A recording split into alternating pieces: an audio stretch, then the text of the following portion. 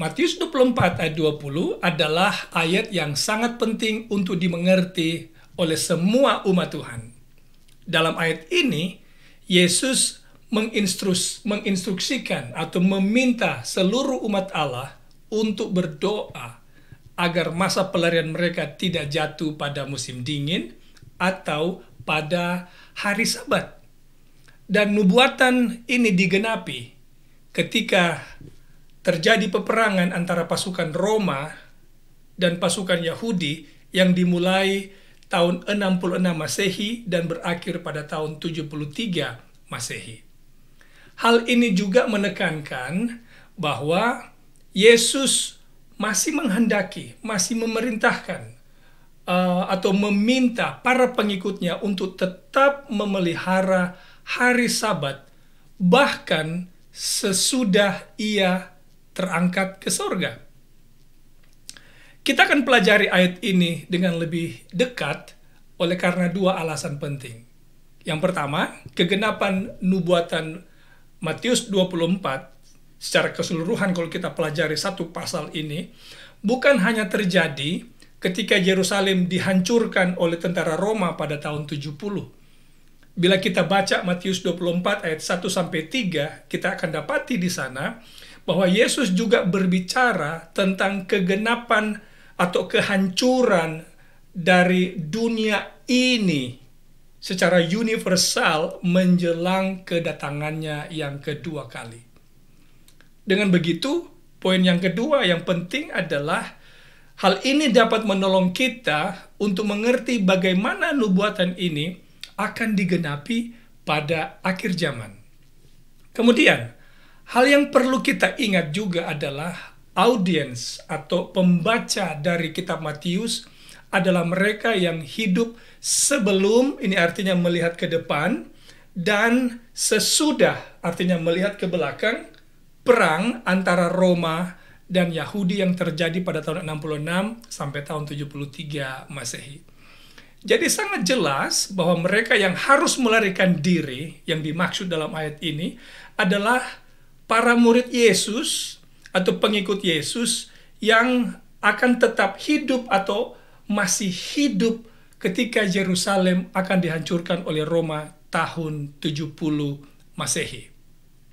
Nah, untuk memulai, kita akan melihat beberapa pendekatan tafsiran atau kesimpulan terhadap nubuatan Matius 24 ayat 20 yang dilakukan oleh beberapa atau oleh para scholars atau para pelajar-pelajar Alkitab. Tapi sebelumnya, mari kita baca Matius pasal 24 ayat 20. Apa sih sebenarnya yang ada di sana? Kita baca Matius 24 ayatnya yang ke-20. Berdoalah supaya kamu waktu melarikan diri itu jangan jatuh pada musim dingin dan jangan jatuh pada hari Sabat. Nah, ada 5 pendekatan atau kesimpulan yang diambil oleh para ahli Alkitab tentang kegenapan nubuatan ini. Yang pertama, menurut mereka, orang Kristen tidak akan mengadakan perjalanan pada hari Sabat. Mereka harus berdoa supaya tidak mengadakan perjalanan pada hari Sabat, oleh karena mereka takut dianiaya oleh orang-orang Yahudi. Karena jangan lupa orang Yahudi ini sangat ketat dalam pemeliharaan hari Sabat.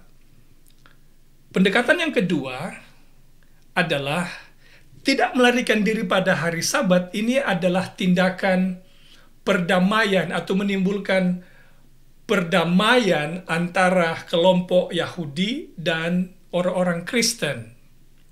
Jadi kalau orang Kristen tidak melarikan diri pada hari Sabat, ini disebutkan akan menciptakan suasana damai di antara dua kelompok ini. Pendekatan yang ketiga atau kesimpulan yang ketiga, tidak melarikan diri pada hari Sabat oleh karena akan terjadi kesulitan, baik akan menghadapi kesulitan geografi ataupun kesulitan fisik yang akan mereka alami selama pelarian.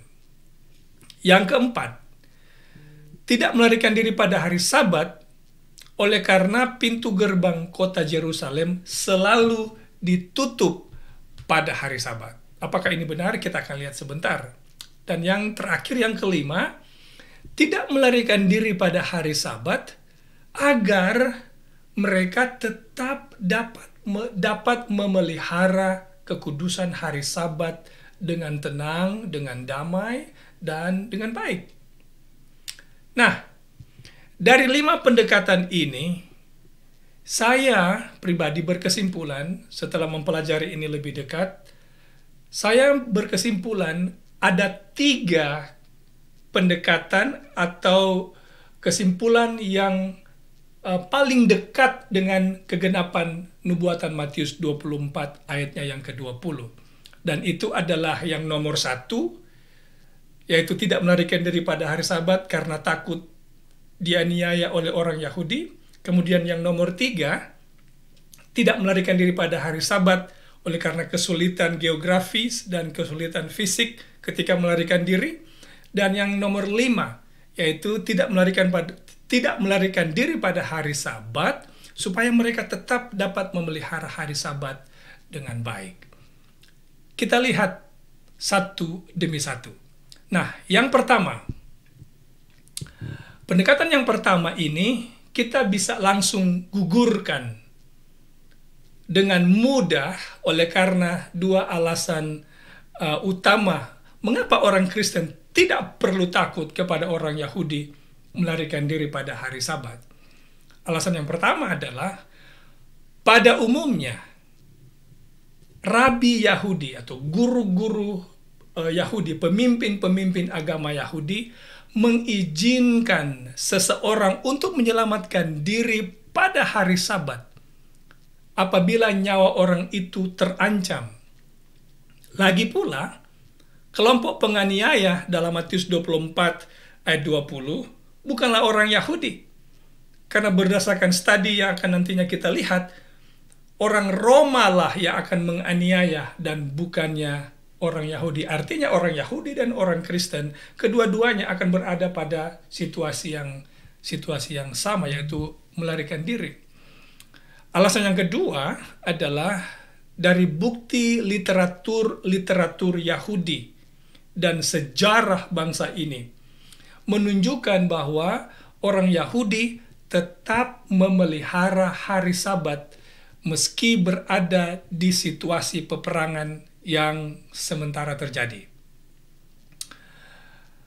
Nah, kenapa kita bisa gugurkan alasan yang pertama ini? Oleh karena alasan ini tidak terlalu tepat dan ini diperkuat oleh literatur Yahudi, contohnya kitab Jubili atau kitab Makabis 1, Makabis 2, juga kitab Aristobulus serta rabbinic literatur, dan terakhir juga diperkuat oleh sejarawan Romawi yang bernama Josephus. Saya kasih contoh. Josephus, sejarawan Romawi, menceritakan bagaimana orang Yahudi menggunakan hari Sabat untuk berperang melawan tentara Roma. Pada awal musim gugur tahun 66 Masehi, pemimpin pasukan Roma yang bernama Celtius Gallus memimpin pasukannya menuju pusat kota Judea. Mereka tiba di Gibeon, dekat Judea. Kemudian mereka mendirikan tenda di sana kira-kira 5 atau 6 miles di luar kota Yerusalem. Pasukan Roma juga membawa serta dengan mereka panji-panji atau bendera-bendera bangsa Roma, yang pada pertemuan kedua nanti kita akan bahas apa yang ada di panji-panji ini. Jadi mereka bawa panji-panji ini lalu mereka menyembah dewa mereka bersama dengan panji-panji ini. Nah, pasukan Roma tiba di Gibeon hendak menyerang orang Yahudi ketika orang Yahudi sedang merayakan hari raya Tabernakel. Nah, mengetahui akan hal ini, orang Yahudi kemudian cepat-cepat, karena melihat pengepungan ini, cepat-cepat mereka mengakhiri perayaan itu dan menyerang tentara Roma. Penyerangan ini terjadi selama perayaan Tabernakel, di mana hari Sabat juga termasuk di sana, karena hari Sabat itu berada di tengah-tengah perayaan Tabernakel yang sementara mereka rayakan. Di dalam bukunya yang bernama atau yang berjudul Jewish War atau Perang Yahudi yang ditulis oleh Josephus, Book 2, paragraf 517. Ini kata Josephus, saya sudah terjemahkan ke bahasa Indonesia. Orang-orang Yahudi ketika melihat peperangan telah mendekati ibu kota, ini Yerusalem yang dimaksud, meninggalkan pesta perayaan dan bergegas untuk mempersenjatai diri, dan dengan keyakinan akan jumlah mereka yang banyak, mereka menyerang tanpa menghiraukan hari Sabat. Justru dengan menggunakan alasan ini, atau hari Sabat maksudnya, untuk menyerang, mereka menang. Nah, Roma kalah dalam peperangan yang pertama di perang ini. Mereka tidak menyangka kalau orang Yahudi itu akan menyerang, paling kurang karena dua alasan. Yang pertama tentu oleh karena orang Yahudi sedang merayakan hari raya kudus mereka, hari raya tahunan mereka. Jadi mereka berpikir tidak mungkin Yahudi akan menyerang. Alasan yang kedua, yaitu karena orang Yahudi di tengah-tengah perayaan itu akan memelihara hari Sabat. Hari di mana mereka tidak bekerja atau tidak melakukan segala sesuatu. Jadi mereka tidak menyangka kalau orang Yahudi akan datang menyerang mereka. Jadi mereka mengalami kekalahan di peperangan yang pertama yang terjadi di tahun 66 di musim gugur. Nah, contoh lain yang bisa saya sebutkan di sini adalah juga dalam buku yang sama, Jewish War, Book 4, atau buku 4 karena ada beberapa jilid dia, paragraf 99 dan 100. Ini Josephus punya cerita. Ia menceritakan demikian. Pada tahun 66 AD atau Masehi, Roman Emperor yang bernama Vespasian, ini Kaisar Roma, mendengar kabar bahwa salah satu kota Yahudi yang bernama Gisalah masih belum menyerah. Kemudian ia mengutus Jenderal Titus bersama 1.000 pasukan. Pemimpin pemberontak yang ada di Gisalah bernama John. Ketika Titus tiba di Gisalah, John, pemimpin pemberontak ini, memutuskan untuk bernegosiasi dengan Jenderal Titus. Titus meminta dia untuk menyerah demi menghindari pembunuhan massal atau massacre. John setuju, tetapi ia meminta agar mereka diberi waktu hingga sesudah hari Sabat lewat, karena Sabat akan segera tiba. Titus pun setuju. Lalu ia menarik mundur pasukannya, menyebabkan kota yang mereka kepung itu tidak lagi ada penjaganya. Ternyata John menggunakan taktik ini atau alasan hari Sabat untuk melarikan diri. Josephus seterusnya menceritakan dalam pelarian itu para wanita dan anak-anak ketinggalan jauh di belakang pasukan John. Mereka berteriak minta tolong, tetapi John menolak untuk menolong mereka. Ketika Titus menyadari bahwa ia telah ditipu, ia langsung mengejar. Tidak berhasil dia menangkap John, tetapi menurut Josephus, pasukan Roma sanggup membunuh 6.000 orang dan menangkap 3.000 wanita dan anak-anak, lalu mengirim mereka semua ini ke dalam penjara. Ya sudah lihat, orang Yahudi melarikan diri pada hari Sabat.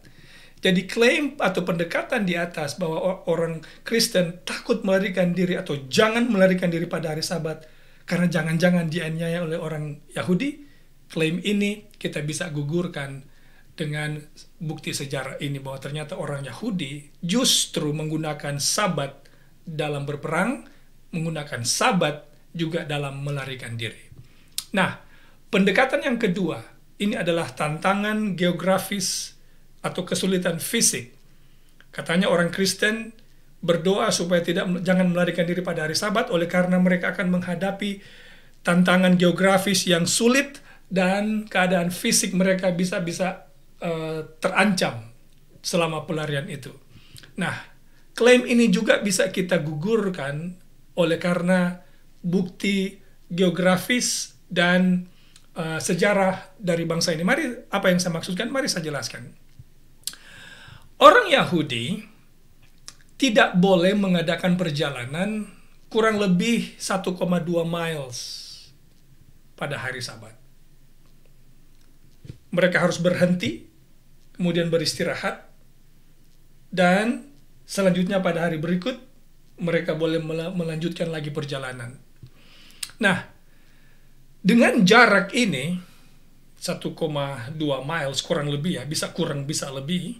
Dengan jarak ini seseorang dari pintu gerbang timur Yerusalem dapat dengan mudah ia boleh capai kota Betani yang terletak di balik Bukit Zaitun.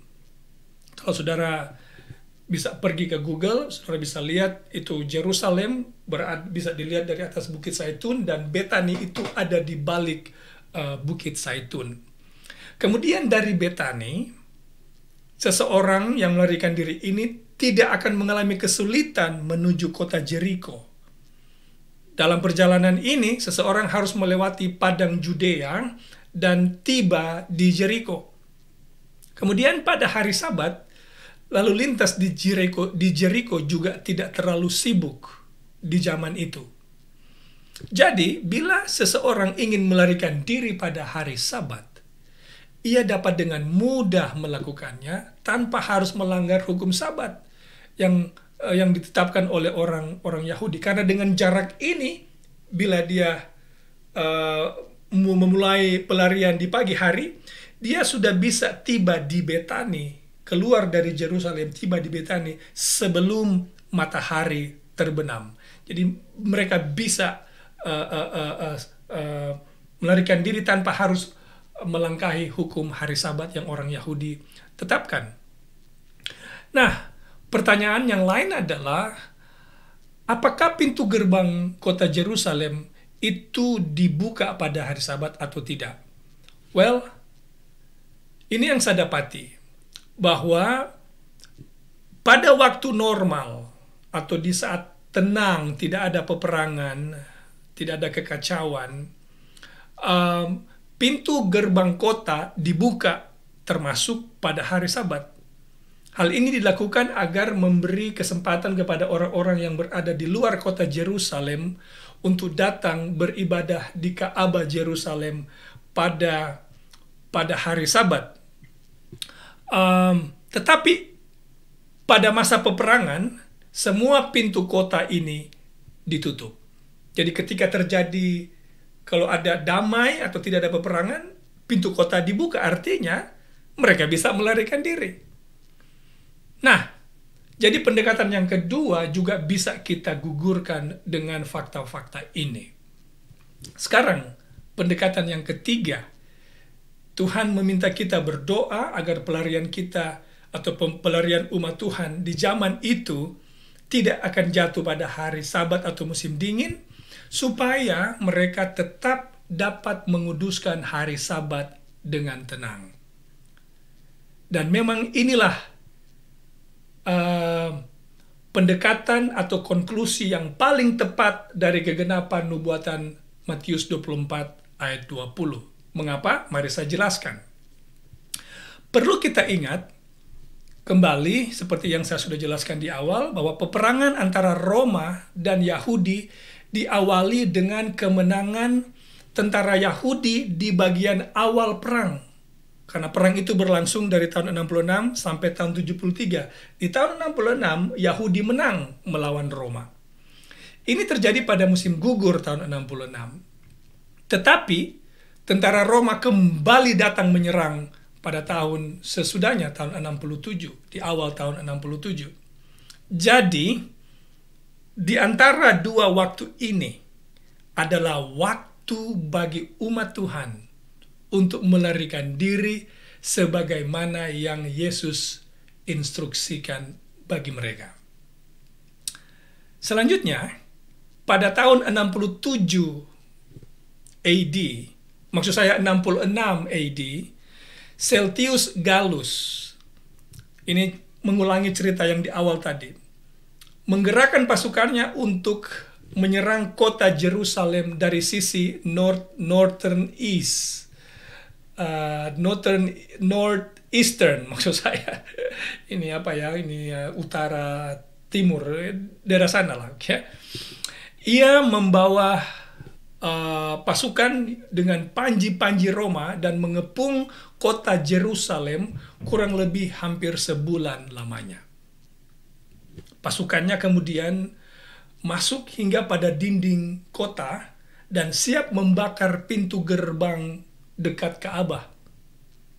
Orang Yahudi berpikir ini adalah kesudahan bagi mereka. Tetapi tiba-tiba Celtius Gallus memerintahkan pasukannya untuk menghentikan serangan. Ini tidak dimengerti oleh orang Yahudi. Sebenarnya kesempatan bagi orang Roma atau tentara Roma untuk menang ada di depan mata mereka. Tapi kesempatan itu telah lewat. Malah yang terjadi adalah pasukan Yahudi mengejar tentara Roma hingga ke daerah yang bernama Beth Horon. Dan di sana mereka memukul kalah pasukan Roma. Sekarang, bayangkan apa yang dilakukan oleh umat Tuhan selama pengepungan itu. Berdasarkan Matius pasal 24 ayat 20, Yesus menginstruksikan mereka bahwa ini adalah waktu khusus, waktu yang istimewa, waktu yang baik bagi mereka untuk berdoa. Karena apa? Mereka telah melihat kekejian yang membinasakan. Ini Matius 24 ayat 15. Kita akan bahas ini pada video yang berikut, pada pertemuan yang berikut. Mereka telah melihat kekejian yang membinasakan, yaitu tentara Roma yang datang mengepung Yerusalem dengan membawa panji-panji bendera Roma. Dan mereka mengerti, umat Tuhan mengerti ketika melihat ini. Berdasarkan Matius 24, ketika mereka melihat ini, mereka tahu bahwa kehancuran Yerusalem sudah dekat. Jadi ketika tentara Roma mundur karena pemimpin mereka Celtius Gallus memerintahkan untuk mundur, lalu orang Yahudi mengejar tentara Roma, maka ini memberikan kesempatan bagi umat Tuhan untuk melarikan diri keluar dari Yerusalem. Bukan hanya mereka yang tinggal di Yerusalem yang melarikan diri, termasuk mereka yang tinggal di daerah Yudea di luar kota Yerusalem. By the way, kata musim dingin di Matius pasal 24 ayat 20 datang dari bahasa Yunani keimnos, yang dapat berarti musim dingin, artinya full season. Ini musim, full season, musim dingin, atau juga dapat diartikan sebagai badai hujan atau cuaca yang sangat buruk. Nah, di Israel, keadaan ini dimulai pada akhir November atau awal Desember. Kemudian, Josephus kembali, sejarawan Romawi, mencatat bahwa peperangan antara Roma dan Yahudi di Beth Horon berakhir kurang lebih pada tanggal 16 Oktober tahun 66 Masehi.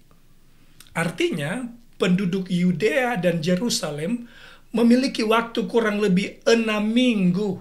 Sekali lagi, mereka memiliki waktu kurang lebih 6 minggu sebelum musim dingin dimulai. Waktu yang cukup bagi mereka untuk meninggalkan daerah itu dan pergi ke tempat yang Yesus instruksikan. Dalam hal ini, Lembah Pela.